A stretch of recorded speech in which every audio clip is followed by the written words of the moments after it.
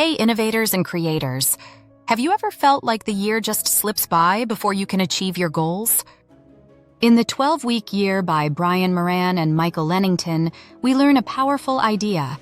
What if you stopped thinking in terms of 12 months and started thinking in 12 weeks? It's not about working harder, it's about working with more focus, urgency, and emotional fire. Today, we'll explore 10 key chapters and share powerful stories from Spotify to Ratan Tata to Malala Yousafzai to show you how to accomplish more in 12 weeks than most do in 12 months. Welcome back to Read with Joy, where books spark bold change. Let's reset the clock, reclaim your week, and build your best year. Let's begin. Chapter 1, The Challenge. Why do most people never reach their full potential? Because they don't consistently act on what they already know. Execution, not ideas, creates transformation. Spotify and Airbnb didn't wait for perfect plans. They took quick action on clear priorities. They broke their work into short 2 to 4 week sprints, staying laser-focused on what truly mattered. Every sprint brought real feedback, direct from users, not guesses. That feedback shaped their next move, refining their product step by step. This constant loop of action and learning gave them speed no competitor could match. Because they didn't wait, they adapted, improved, and built platforms that changed the world. Lesson: don't wait for perfect. Start, adapt, and execute. Chapter 2, Redefining the Year. Why is 1 year too long to stay focused? Because annual plans often give a false sense of time and delay action. Urgency fades when the deadline feels far away. Cult.fit, India's leading fitness brand, doesn't wait for New Year's resolutions to work. They break the year into focused 12-week transformation programs. Each program sets clear goals, tight deadlines, and visible progress markers. This structure builds urgency, and that urgency fuels motivation. Because when you see results in weeks, not months, you don't just start strong, you keep going strong. Lesson: don't plan for the year, train for the next 12 weeks. Chapter 3, The Emotional Connection. Why don't most people stay committed to their goals?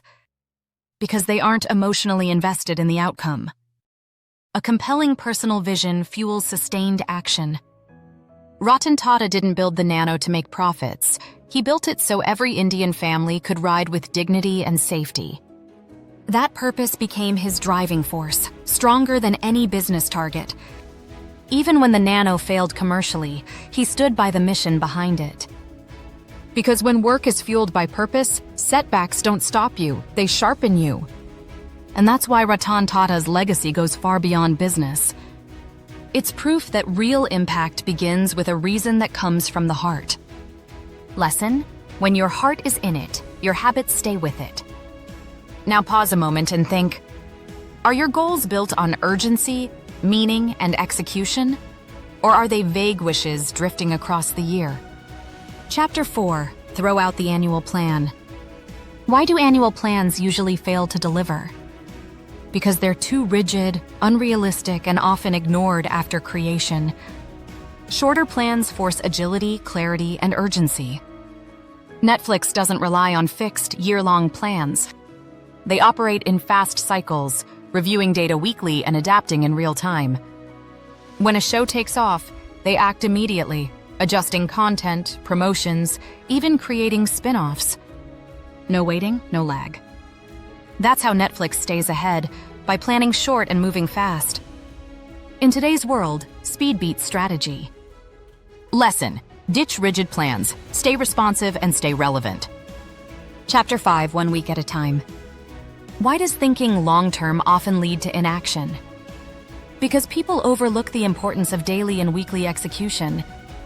The present moment is where results are actually built. Udemy and Skillshare creators don't try to build great courses all at once. They know big goals can feel overwhelming, especially at the start. So they break the process into weekly sprints: outlining, scripting, recording, editing. Each week has one clear goal: making progress feel focused and achievable. Because the best courses aren't rushed, they're built step by step, week by week. Lesson: weekly action beats yearly ambition every time. Chapter 6: Confronting the Truth. Why do people avoid measuring their progress? Because honest metrics reveal uncomfortable gaps in execution. Data creates clarity and demands accountability.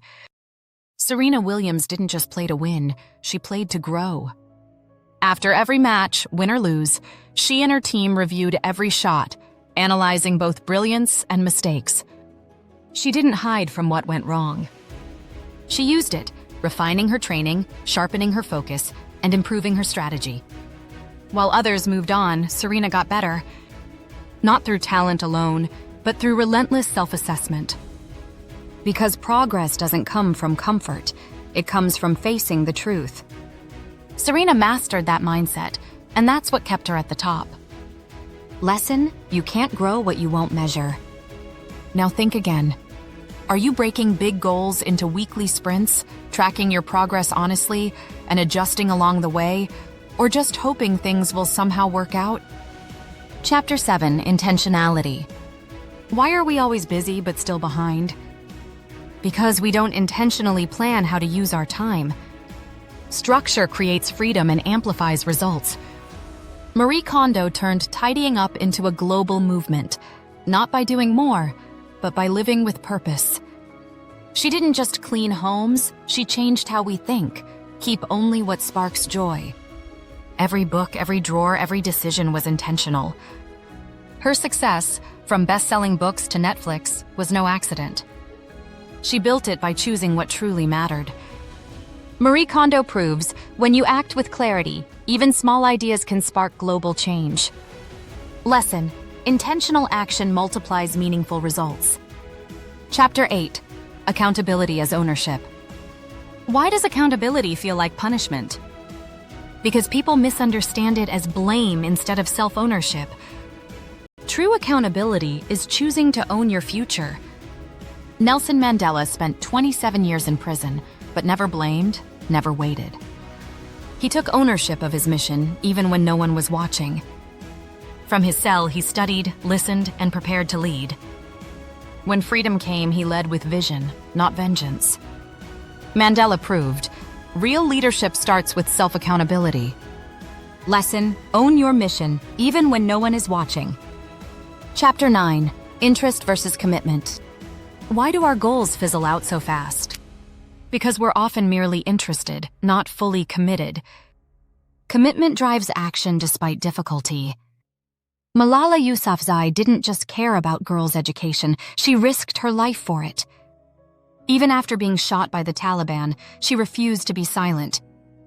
Her commitment ran deeper than fear.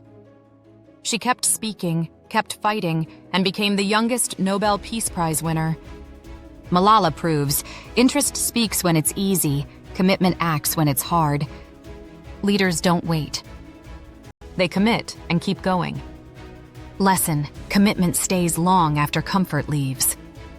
Now reflect this. Are you committed to your goals even when it's uncomfortable, or just interested when it's convenient? Chapter 10: Greatness in the Moment. Why does greatness feel out of reach? Because we believe it's a future goal, not a present action. Excellence is built in small daily decisions. Cristiano Ronaldo wasn't just born great, he built it day by day. While others rested, he trained harder, longer, smarter. It wasn't about game day. It was the early mornings, the recovery sessions, the quiet discipline no one saw. Ronaldo proves greatness isn't one big moment, it's how you show up every single day. What you do now is what builds everything.